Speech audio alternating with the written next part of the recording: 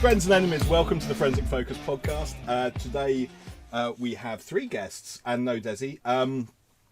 Now this is going to be a wonderful bun fight for conversation, but I will start off by introducing everyone. We have with us Sophie Powell, one of the co-founders of CyberWomen Group, community interest company, and we'll talk about that in a bit, what that actually means, because I hadn't heard of it until they set one up, so that's novel. She was former president and founder of the CyberWomen at Warwick Group. She's Cyber Student of the Year 2023, and she's in the Tech Women 100, which, and I quote, showcases remarkable women within the technology sector. She was also a finalist for the Diversity Champion in Security Serious Unsung Heroes Award. And if you weren't already feeling inadequate, she did all of this while getting a degree in cybersecurity, and a first, I hasten to add, and entering the Cyber 912 Strategy Challenge, which we are here to talk about today as part of Team Wicked Cyber, in such a persistent way that she is now part of the management team, because I guess that they thought if they couldn't beat her, they'd better join her. So, next up we have Professor Sarah Morris, no less illustrious a background, Professor of Digital Forensics and Director of Enterprise at the University of Southampton. And as well as being a professor and obviously holding a doctorate in digital forensics, she also has teaching awards from both Southampton and Cranfield University that include Best Pastoral Support, Outstanding Teaching. I counted 3 of these. I think there might be another one on the way from Southampton. I may be speaking ahead of it. Technology Enhanced Learning, and also a Sensational Supervisor Award. There are at least 2 baking awards in both sweet and savoury categories that I found. And you've been nominated for Every Woman in Technology in the academic category, and Women in Defence, that's the military kind, not the courtroom kind, for those listeners that usually hear me talk about defence in a different way. Outstanding contribution. She's also a TV star, having been featured on Killer at the Crime Scene in no less than 3 episodes that are airing this year, or have aired this year, discussing the implications of digital forensics in various crimes. Now, Rob, I went and did my background research on you as well. So last but not least, we are joined by Rob Black. Rob is, and I pinched some of this from the Cyber 912 site. So, is director of the Cyber 912 Strategy Challenge. He's also a lecturer in information activities at Cranfield University at the UK Defence Academy. He teaches on the UK Ministry of Defence's Cyberspace Operations MSc, and supports the UK's Defence Cyber School. I should have put this in a bigger font. Defence Cyber School, educating senior MOD leaders about warfare in the information age. Now, that was nicked verbatim. I also went on his LinkedIn profile and found out that he was awarded the Jelf Medal from King's College London for the most distinguished student, not only for academic proficiency, but also in social and athletic activities. So, we'll be talking to Rob about his athletic background in detail later on. And also, in a slightly interesting twist of fate, I discovered that you were at Lancing College at the same time as I was at my boarding school. And we used to compete. And we shot against Lancing in competition, and we beat them, so there. I've still got the scars, to be honest, and the target on my back. I mean, obviously there was no way on God's earth I was going to remember any of that if I hadn't written it all down. So can I just also add, I got my 100 metres swimming. I feel like I need to add an award against these 2 other illustrious candidates, to be honest. This is so full Red Dwarf BSc bronze swimming certificate. Yeah? Exactly. I feel like I need to honour that award as well, to be honest. That's very, very fair. So today, what we're essentially here to talk about is the Cyber 912 Strategy Challenge. Primarily, that was the main thing. And also, yes, the creation of and the association with Cyber 912 of the CyberWomen Group, overarching body of CyberWomen. That made no sense whatsoever, but I'll carry on anyway.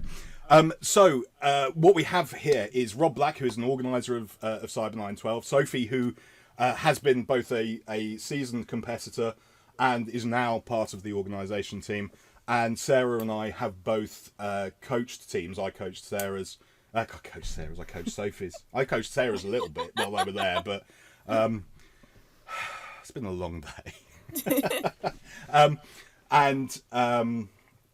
So what we're going to do is we're going to talk about Cyber 912, and we're going to look at it from all of these perspectives and see why we feel that it adds value. And how it is a wonderful place for multidisciplinary and disparate students to come together and to tackle problems that exist in cyber. Okay. Now I will start off and I'll hand over to Rob because he's the Cyber 912 organizer and he can tell us all about what it is. Well, thanks, Si, and thanks for hosting us. I think before I even start on that, I think one of the highlights for me is the fact that we've organised this podcast, or you've organised this podcast, because you've all been associated with Cyber 912 and you still remain associated with Cyber 912. And I think that's the biggest vote of success and recognition of the value and the impact we're trying to achieve. Just because we have people who participate, either as student, as coaches, and then they come back in whatever guise they can, repeat as competitors, come back as coaches again if they move into academia, or come back as part of the management team and get involved and stuck in to create the competition, make it even bigger and better than the year before. So what better sign of success for me? It's an honour to have such a network of people who are willing to support and drive this initiative forward because they see the value in it. So I'll put that up there front because I think that's really important because this is why we're here really. But the competition itself is a great initiative coming from someone who hasn't necessarily had a background in cyber. I did a law degree, got a bit confused, ended up in the civil service working as a policy analyst, still got a bit more confused, did a range of different things, and then discovered the internet and that I could get paid for playing on the internet at some point in my career. And that worked out really well. But I've spent sort of 10, 15 years in cyberspace or working in cyber. And I feel like a little bit of an imposter because I'm not necessarily that technically competent. I can't fix a computer. Code doesn't really make sense to me. In fact, I struggle to understand any of it. And Sarah is testament to that. She can message me code and I have no idea what she's saying. But realistically, I feel like I've made a valuable contribution in whatever role I've played and in whatever responsibilities I've taken in the jobs I've had.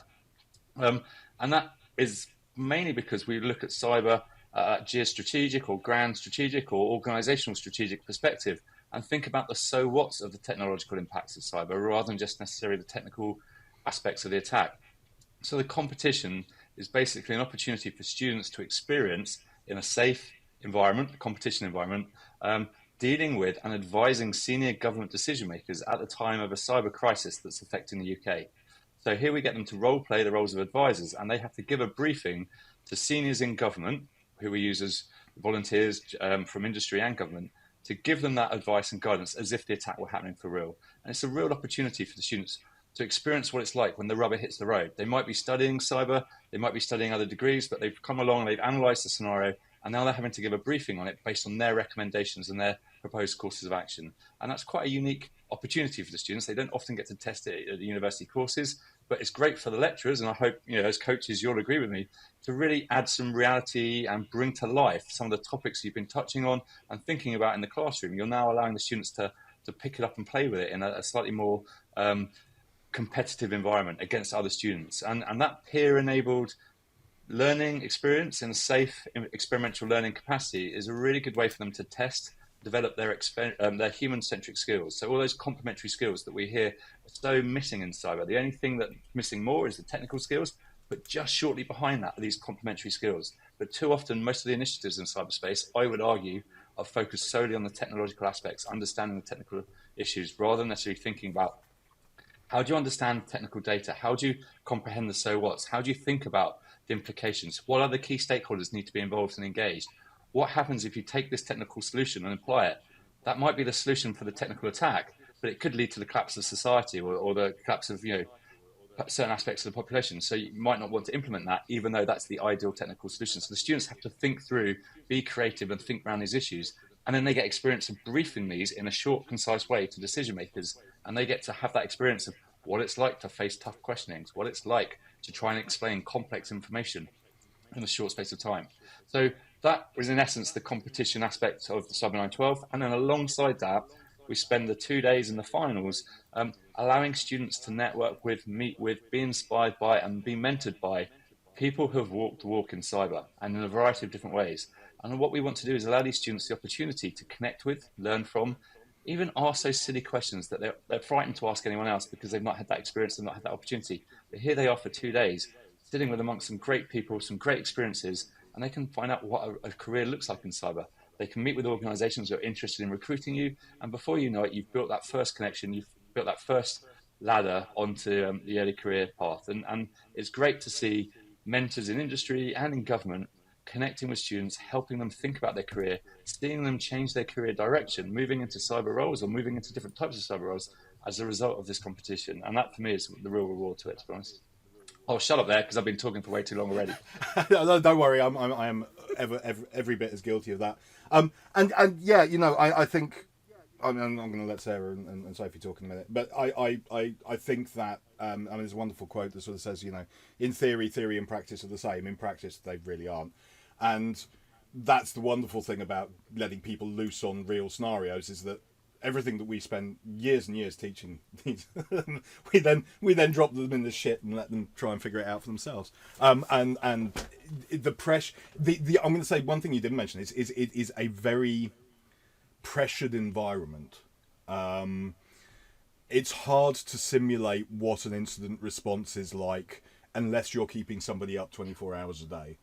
And Cyber 912 does that in a slightly health and safety questionable health and safety way. Compliant, not in a way that we'd be encouraging anything to take like that, just to make sure. But there's a lot that needs to be done in a short period of time, and that is a very realistic representation of it. So Sophie, I mean, you've done it 3 years, and then you graduated, and now you're in the real world doing it. Is it a good representation of what you have come to find?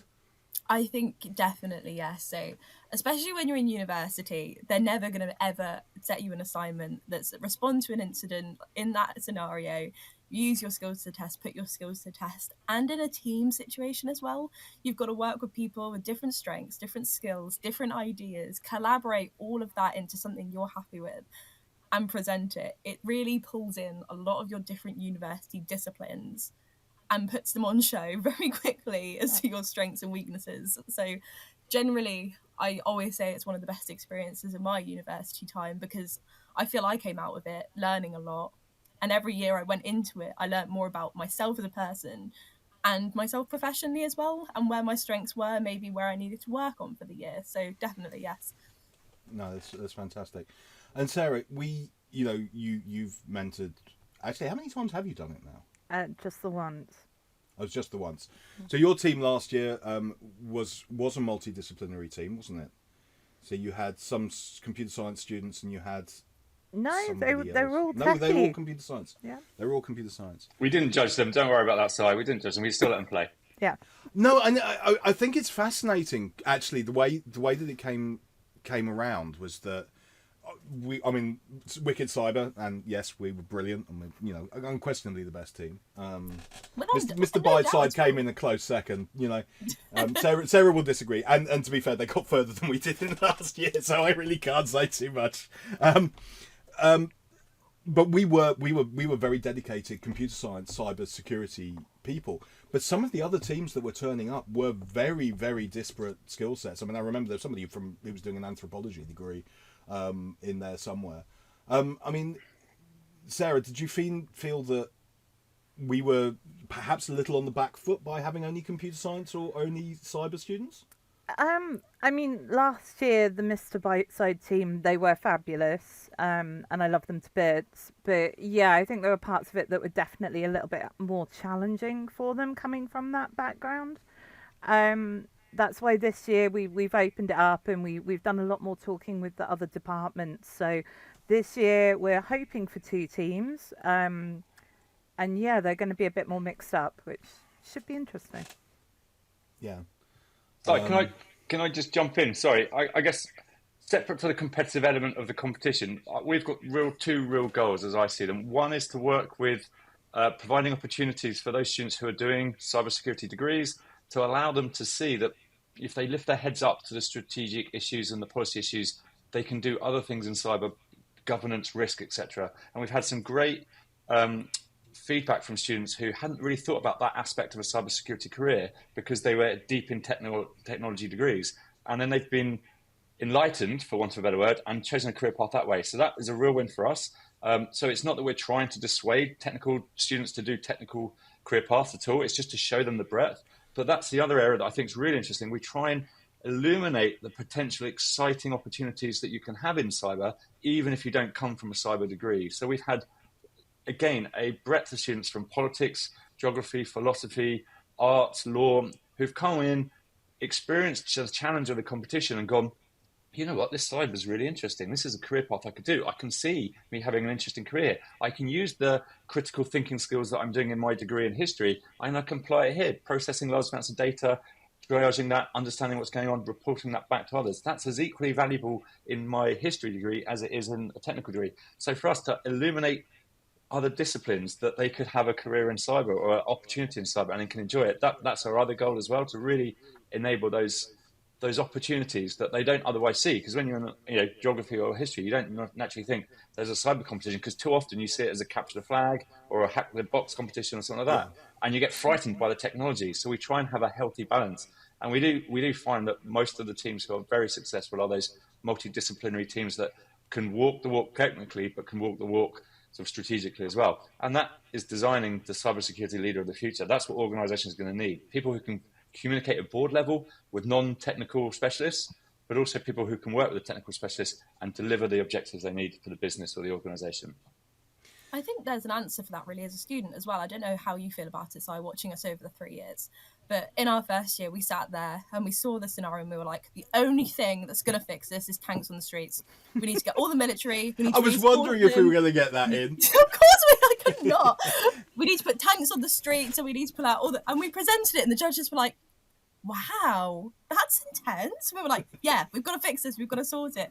And actually in year 3, despite the fact we did get through to the final round, I will still stand there and say the piece that we put together was competently a lot better. It was more strategic. It took a lot more different views inside. We had a very technical cyber answer, don't get me wrong, in there somewhere to show our strengths, but at the same time, so I hope you agree, you weren't just sat there going, yeah, good guys. But I feel like we came a long way. We were implementing things that we never really thought about, laws and history. I think we even spoke to in the end, or something along those lines. So it was a good learning curve for those that are cyber students, as well as being multidisciplinary. I think there's a lot of advantage in teaching people to relate to other people. I mean, Sarah, you deal with, so you're on the BFEG, so biometrics, forensics, ethics group. There we go. He says getting it wrong, which is largely non-technical as far as I understand the conversations we've had about it. Sorry to the BFEG that may be listening. Or at least they're largely non-technical in cyber. There are some forensic experts, I think, but they're meat space forensics rather than digital space forensics. How do you feel that the sort of these communication skills are being? You feel that the communication skills are being enhanced for computer science students to actually deal with this, and is it a realistic scenario for them in your personal experience of dealing with people at that level? I mean, we're always going to have the hardcore techies who have absolutely no interest in this kind of thing. And I think this year in particular, opening it up, we've seen a lot more interest in the broader university than we have in the computer science department. But having said that, those that are interested in the computer science department, like Rob said, there is a need for that skill set. And I think it's a good skill set to develop, and not one that necessarily the cyber body of knowledge really takes on board in that way in terms of how degrees are presented. So it's nice to give them that opportunity, I think. Yeah, I mean, Sophie, you didn't... I mean, there were some... I mean, risk management course was technically not really cyber... Well, not hardcore cyber, but you didn't have a huge amount of... No, we were highly technical, so everything you gave to us, really... If you gave us a cyber issue, we could give you a technical response as to exactly how you should deal with that. But we had no idea if we were presenting to Cobra who we would need to be talking to alongside. It's kind of almost the kind of role of how it would generally go. And we never really got... Because, I mean, first of all, if you put students in front of an incident response plan like that in real life and say, go ahead, it would be a disaster catastrophe. But we would never be in that scenario anyway if it wasn't for this challenge. And I think it's somewhere the universities are lacking, where this practical element is invaluable, really. We learned loads here. Yeah, and you learn by having fun. Yes. Well, fun. Of course, fun. It's a brave one. No, I joke. We had the best time. I was going to say it was. I mean, we're putting the tears to one side. We had a lot of fun other than that, didn't we? I don't know what you mean. I don't remember that. The final. I mean, I'm going to say we did it 3 years running, and obviously COVID got in the way quite a lot, being the big C. But last year, the finals are held in, and they are in BT Tower again this year. One of the most iconic landmarks in well, it's certainly one of the most iconic landmarks in London because you can see it from quite some distance. But also probably one of the most even though it was secret for so long. Even though it was secret, yes. I'm going to say we'll digress briefly on this. There is this, for those of you who aren't British or perhaps haven't been to London recently. There is this sodding great tower in the middle of London that you can see from probably about 30 miles away. I mean, partially because it has a large rotating neon sign going round it. At one point, it had a rotating restaurant at the top of it. But because it's a telecommunications tower, it was actually marked as secret, which meant that although you could see this large tower in the centre of London, it didn't actually appear on any maps. So anyway, this BT Tower is the finals, the location of the finals. So and it's a fantastic facility, both in terms of feeling slightly nauseous as it rotates around and you've had too many drinks at the end of the day. So that the room wasn't spinning when we were there, so it was just you, I'm afraid. It was just yeah. I found as long as I looked straight out, it was fine. It was just that sort of, if you looked at a tangent, it kind of got me. Especially after 3 or 4 glasses of red wine. But it is a wonderful environment where all the students come together, and it is that fantastic fun thing. And I mean, some of the demos that were there. I mean, I went and did lock picking with some of the physical intrusion detection guys, and there were plenty of other sort of ongoing workshops and stuff. So it is a brilliant learning experience for those that get to go there. And also, sorry, can I just jump in? And apologies for derailing where you might be going with this, but I don't know where I'm going with it. Feel free, carry on. I mean, we talked about the BT Tower as a unique venue. It's a strategic spot. It's brilliant, but it also allows a good blend of students and volunteers from industry and government. And it would be remiss of me not to mention and thank our sponsors at the moment. So obviously BT are our strategic partner, allowing us to host the event there. But we've had some brilliant supporters across the industry, from BAE Systems, our platinum sponsors, Beazley, our gold sponsors. I can run down the list. Rapid 7. We've got a range of people who've been involved. KPMG over the years. We've had Standard Chartered. The list goes on, and we've got some great new sponsors this year. And the reason that's important is not only do they help enable the competition to take place, but it just shows the breadth of people who are coming in to talk to the students about different types of careers and making things like that happen. Bringing in teams to showcase interesting work, the physical intrusion detection teams, or the pen testers. Bringing in people coming and talk about open source intelligence with Thomson Reuters Special Services last year, for example. So I can't not highlight that the real magic of the competition is through all of the support of people across industry and government and universities, champions such as yourselves as coaches, who bring the best out of the students by enabling this fantastic mix of people to turn up, participate, have fun, and enjoy the competition. So while we're on the partners, we'll take this as an opportunity for a slight shameless plug for 2 of us at least. So Forensic Focus is a partner of the Cyber 912 competition. I've just checked because it's on the website. And also, I've lost the link. CyberWomen Groups C.I.C. is also now a strategic partner this year, or a partner this year. Sorry, I don't know what strategic is. Partner. There aren't any strategic. Are there strategic? Oh yeah, BT. Just BT. Just BT. So anyway, CyberWomen is a partner this year. Sophie, this is a very new venture for you.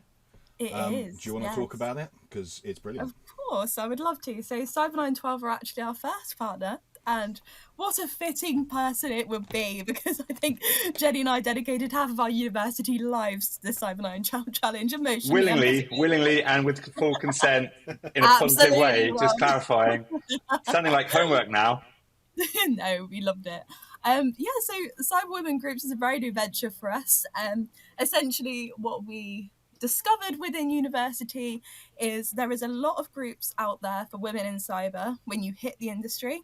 And there's a lot going on within primary and secondary school education, but actually that university part where you're going through probably the biggest stages of your life and the biggest decisions of your life, there was a severe lack of anything that we could join, we could be a part of, that really united women feeling the exact same, probably outnumbered on their course by men, feeling a bit out of their depth and thinking, what on earth am I about to do with my career?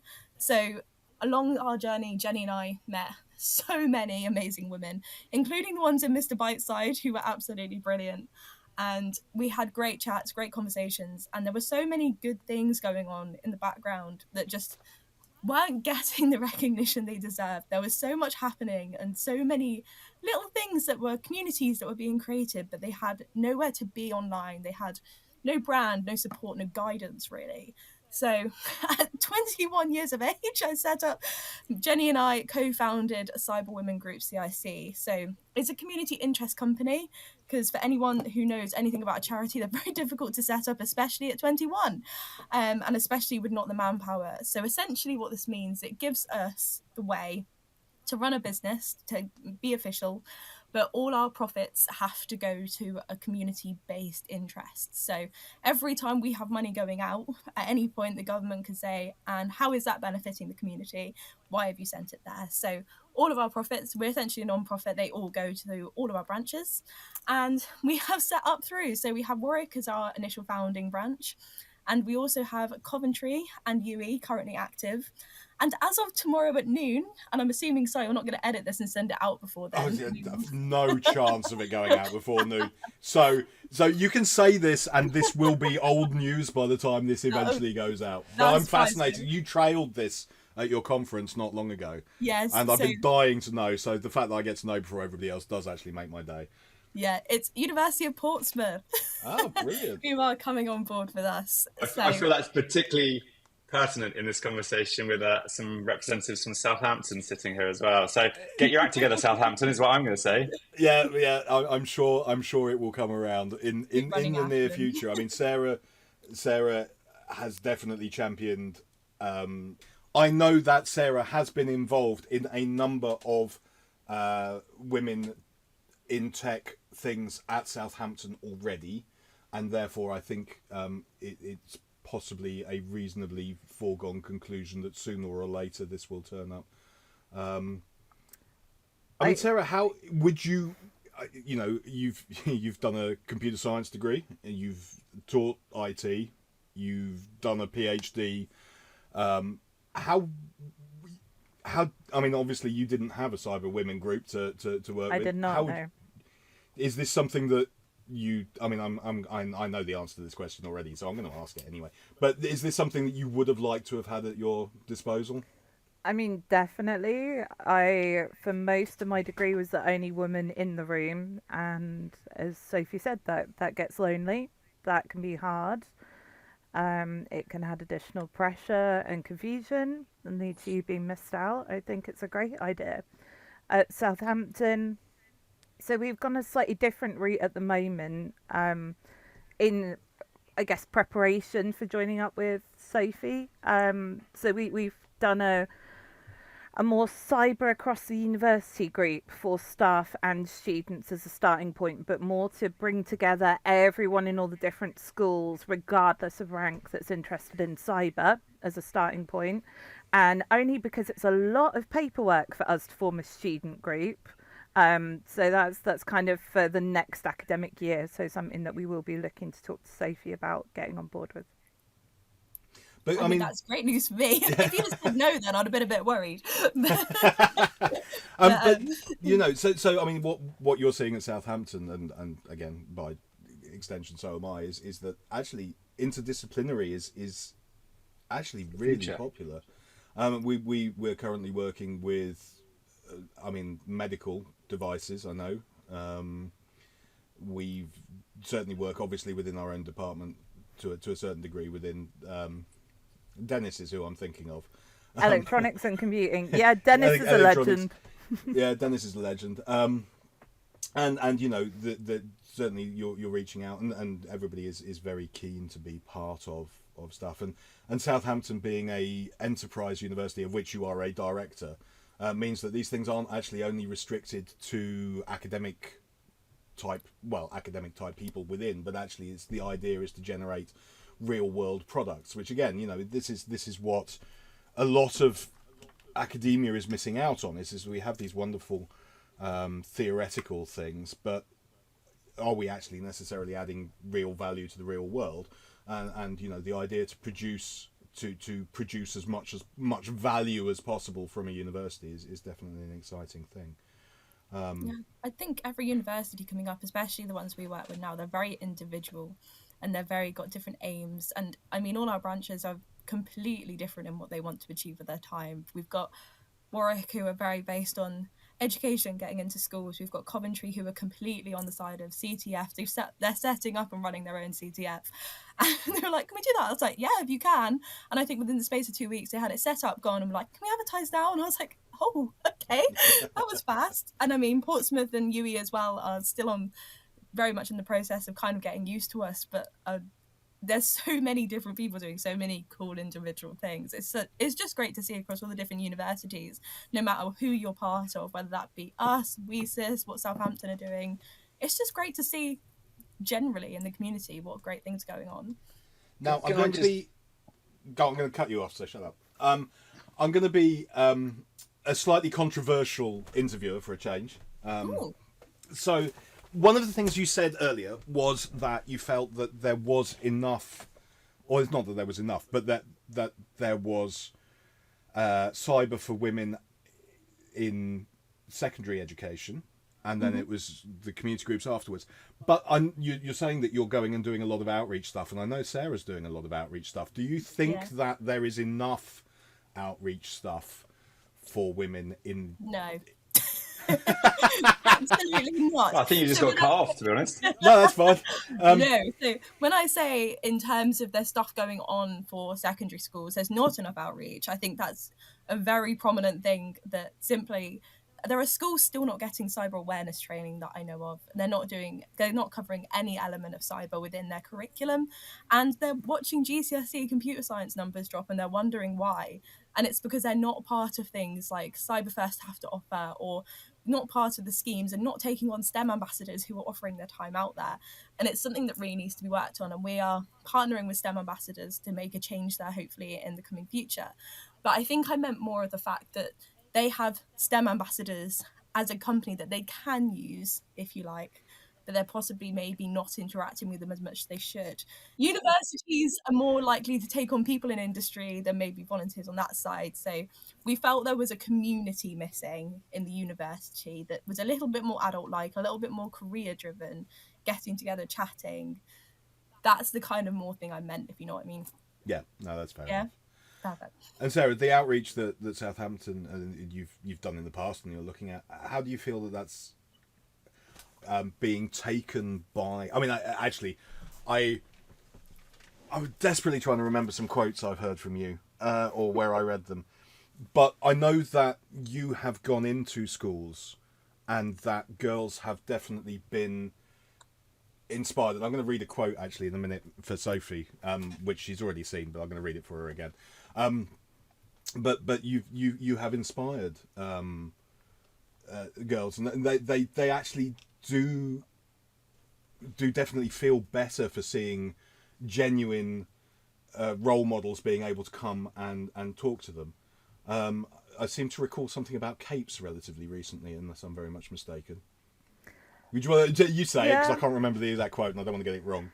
So I was doing an outreach last month in London with a kind of half-term group for disadvantaged kids, and some of the students asked if I was a superhero, and it was all to do with the brightly coloured hair and other bits, and it made me cry because it was a group of 3 girls, and it was just so lovely that they were saying they'd never even considered they could do this kind of work, they could catch bad guys, they could do all this stuff, and just 30 minutes and new outlook. It's amazing. But there just aren't enough. I am so overbooked with outreach, it's ridiculous, because there just aren't enough people going and doing it. So I'd love to bolster Sarah a bit here, because Sarah was possibly one of the women on LinkedIn and online when I first started my cyber career that I found and followed. So the fact I'm sitting on a podcast with you now, if you told like me this 8 years ago, I probably would have laughed. There would have been no way. But I remember you being one of the pioneer people. I was like, well, that's cool. I really like that. So, and also Thank you. doing your talk at the CyberWomen conference, the amount of feedback we got that was like, that was so brilliant. Oh, that was The way so you talk- terrifying. And it was and completely we your fault. appreciate you.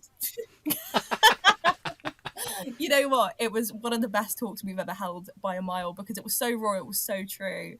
So from the cyber women community as well, you are absolutely still being a role model in our generation, let alone the younger ones too.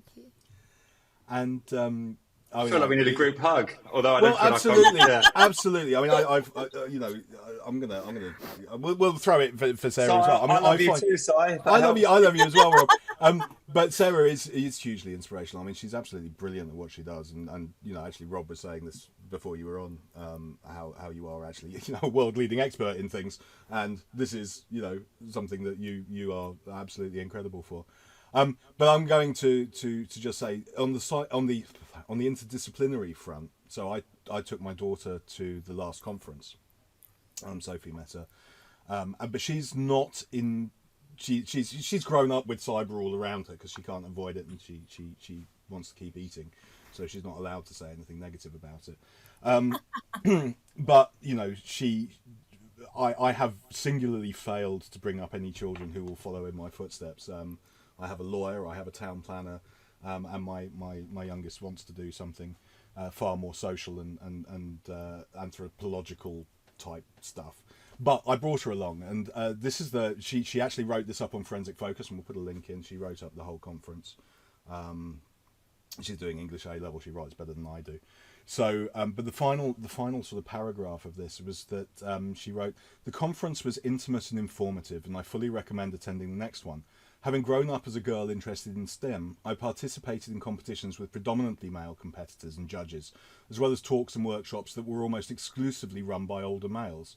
It was quite emotional to see a female-heavy conference run and organised by young women in an industry with a balanced audience. It was truly inspiring, and I am so glad that there are organisations like this that exist who are organising events like this." So, well done. Round of applause. Thank you. But actually, Rob, I mean, what's the breakdown for Cyber 912? What's your Well, I guess it's very difficult to being a slightly grey-haired, middle-aged at best don't worry, I male feel in this conversation. we're in the same boat. You forgot the beige trousers.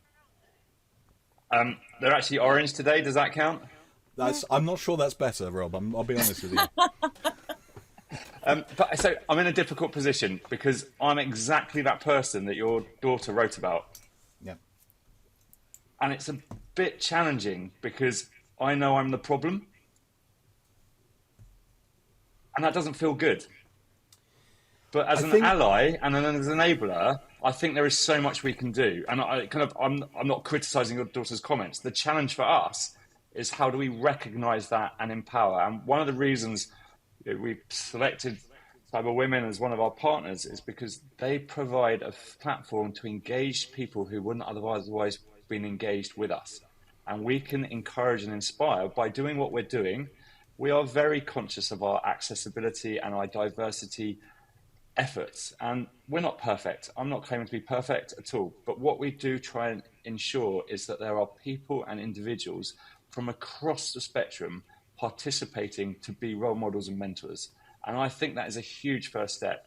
And then if we add in the activities to engage with our partners, such as CyberWomen, pushing the message out to those communities that are wanting to be enabled and those minority groups who could be empowered if the door was unlocked to them, then actually it's amazing the changes that you see. And I'm really proud of the fact that for Cyber 912, we have organically had, over the years, 50-50 gender split in our competitions. In fact, we've had 2 years where we've had all female winning teams.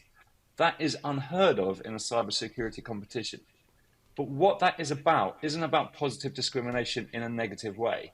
What it's about is about reaching out and inspiring and encouraging people who have that spark, but they just didn't know there was an opportunity for them. So we reach out to the universities we don't just stick to the STEM subjects. Sophie, one of the roles Sophie's been doing with me in the competition has been communicating to different groups and societies in the universities. So we don't just tread the same paths, because that's what's so frustrating. We moan about the lack of diversity in the industry, and there are some fantastic trailblazers, and I've got two of them in this podcast with us here. But the problem is, if we're fishing from the same pond, we can't be surprised we're still catching the same type of fish and the same type of thinking. If we bring and open the door to different communities and bring them to these experiences so they can see the value that they can have and they can bring themselves, they get excited by it, they participate, they share the news, they engage again, and they push the message out. And we get a whole new diverse set of people who by default work interdisciplinary, intergroup, bringing those diverse perspectives, diverse opinions, that critical thinking by default, which is what we need. And so for me, I would class myself as an ally. I also really feel I'm part of the problem because I am a white male in the room pushing these things forward. But actually, the more we can enable, the more we can empower, it should get to the point where we're having a conversation on a podcast like this, that we don't even need to be conscious about the spread of gender in the podcast or the spread of ethnic background and so on. And that's the utopian goal that we've got to get to. And I'm not going to stop until we get there. We've tried to enable that through gender diversity, ethnic diversity, neurodiversity in the competition. And now actually one of the areas we've really pushed this year and last year is an access fund for those students. We don't want any student not to be able to participate because of cost alone. And with the cost of living crisis and everything, travelling to London can be quite expensive. Some of our university competitors have got great support from their universities, and that's down to people like yourself, Simon and Sarah, championing it inside the university to get the university to support them with their costs. But it isn't always possible. And if we can help them remove that barrier to entry, no matter what their background, then that means we can enable more people to participate. And for me, I really don't care what the community is that I should be engaging with, ought to be engaging with. I want to make sure we're engaging with every community to give them the chance to choose to engage. And if we can inspire and engage, and then we have individuals come back and participate more and more, and that's a win for everyone. So, sorry, a bit passionate in terms of I recognise I'm part of the problem, but at the same time, I'm hoping to be part of the solution. So, well, that's I think it. pushing forward, something like Cyber 912, which has pretty much being a competitor there, I can vouch for you, 50-50 gender split. Creating opportunities like you are, I certainly wouldn't say you're a problem, if anything. So that's certainly something I would like to address there. I guess by default, I'm a problem because there's an opportunity cost. Because if I'm standing on stage introducing the competition, and if I'm standing on stage, then I'm not allowing an opportunity for other communities to be inspired by a role model that they can associate with more. And that's the balance we've got to get to. And I think all the time we're conscious about the fact that there's a limited number of individuals from that community on the stage in roles, and that's what we've got to work towards. And ideally, if we can get to a diversity blindness in a positive way, that's the goal, I think, to be honest. So. Yeah. I'm going to remind you of this when I send you 700 Sophies in CyberWomen Groups this year. And they're all going to come at you on social media with all the memes. Yes. I couldn't keep up with one Sophie on social media, let alone 700, to be honest. I need the AI capability. You guys must know someone technically in AI I can use to handle this. So yes, I'm gonna announce our team now, because again I know this will go out in a few days. But you know, we're putting together. So the CyberWomen at Warwick Group is putting together a team. Name is decided, but I'm not going to announce it yet because I'm going to let them do that on social media. But yes, you are getting 4 more Sophies coming your way, without a shadow. Brilliant, of a doubt. Genuinely brilliant, because the energy that people like Sophie give off, the enthusiasm is infectious and contagious in a positive way. The psychological trauma is there in some capacity, but we're accepting that. But yeah, that's what we want. And one of the things that I wish I could bottle and share with other initiatives is when you come to the BT Tower and you participate in the competition, the energy that the students give off, because they're interacting, having fun, engaging with the industry sponsors, governments, champions as well, and energy from the energy across the room. People volunteer because they love participating, taking step out of their day job because they have a lot of fun talking to enthusiastic people. They then use that as a SIF criteria for their graduate recruitment because they want proactive, can-do, enthusiastic, willing to, I mean, who wouldn't employ students like Sophie? You know, that's a great coup to get access to them without having to do any trawling across CVs. I'm going to say, so Sarah, I think, you know, I hope you'll back me up on this one, but I think the truth of this competition for all participants, whether it's coaches and mentors, the sponsors or the competitors is actually you get out of it as much as you put in. I've seen, Sarah is you are a very, very engaged coach. You're a very engaged mentor. I know you've had meetings with your team already, and I saw you last year with your team, and there's some lovely photos of you all, and you obviously clearly a very close knit community, and it's absolutely wonderful. But there were some other mentors who were not as engaged with their team and not giving as much, and they, I feel, lost out. Would you agree?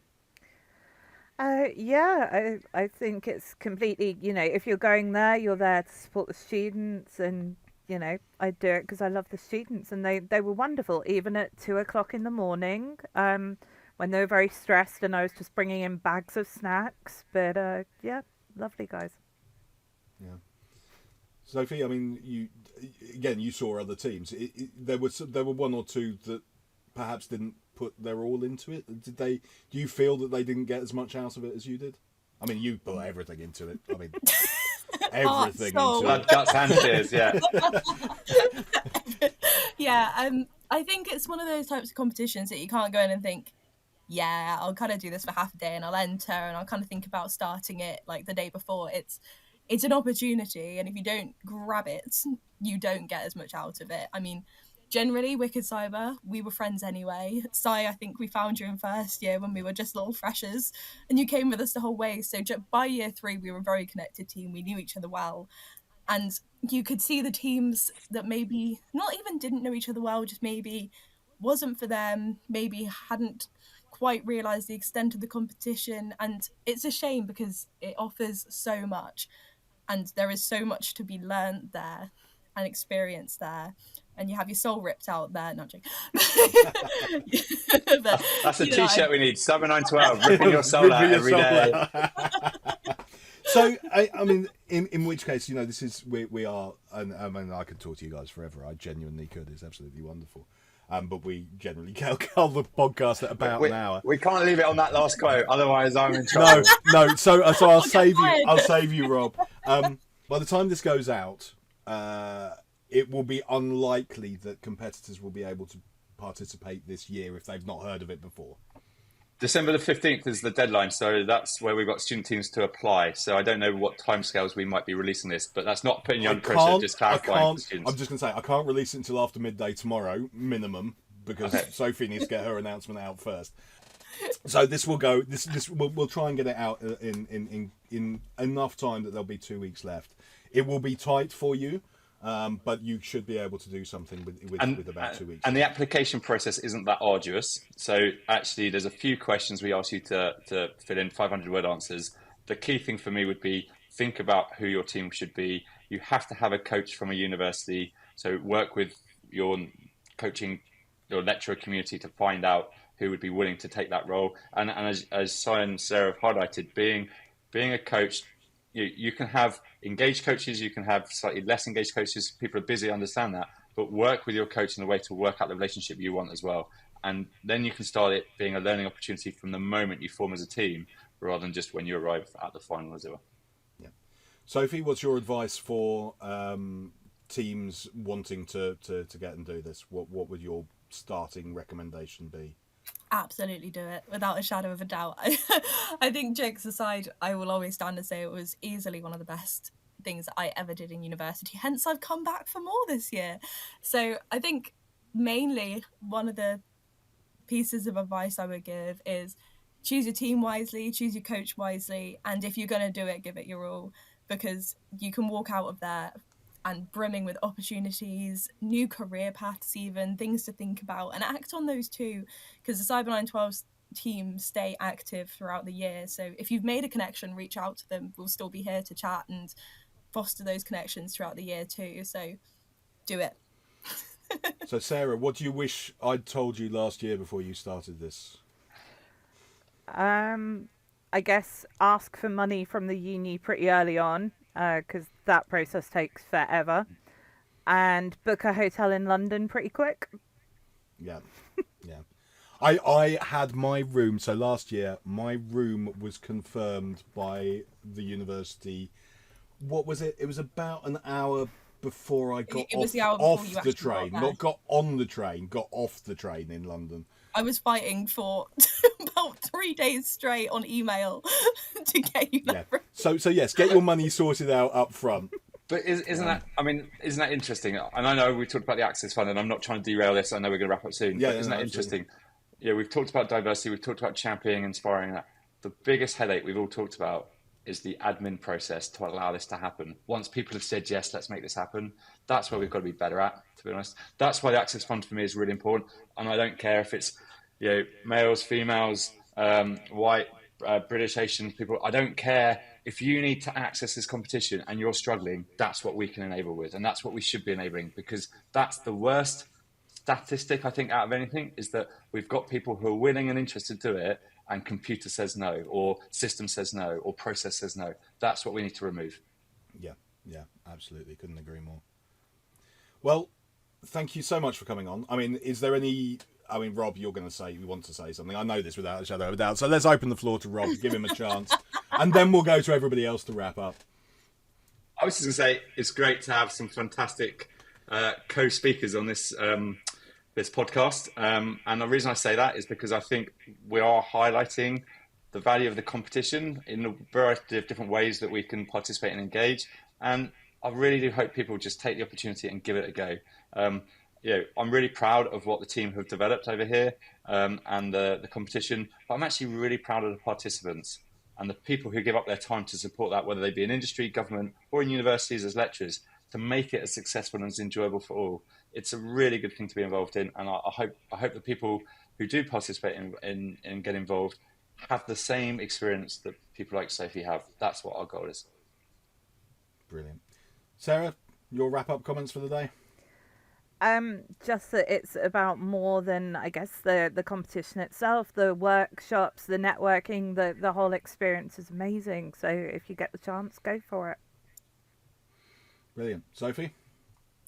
I think my wrap up, I've drained on about how much I love Cyber 912, but also it makes you learn a lot about yourself in the process. You learn a lot about yourself professionally, personally, your strengths, your weaknesses, but it also brings you to appreciate the smaller things in life, such as lecturers as CyberWomen, who would dedicate 3 years of his life to lecturing people like us and putting us through Cyber 912 challenges and still coming out exactly the same person. No, that man needs an award. Exactly. I think actually that type of thing for a student is really underappreciated. The lecturers' dedication to this makes such a big deal, and Wicked Cyber would not have been able to have done it without you. So thank you. Pleasure. And appreciate your lecturers and go and do it and have fun, because it is a brilliant experience. Wonderful. Thank you very much. It's very kind. So listeners, and I told you at the beginning of this that I would not have a wrap-up planned or written, but you can find this podcast on all good podcast sources like Spotify and the Apple thing and wherever else you might. We also are on YouTube and also on the Forensic Focus website, so do come over. There's plenty of good interviews that we've done previously. Sarah is an alumni. We have had a fantastic interview, actually, one of very, very popular. It's gone very well. Interview with her.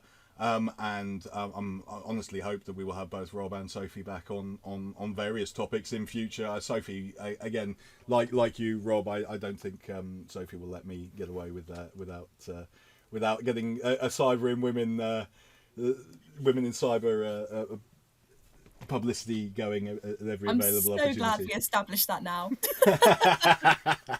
So, for everybody who's listening, thank you very much for coming along and joining us today. I hope you've enjoyed it as much as I have, because genuinely I've had a laugh. And take care of yourselves until next time.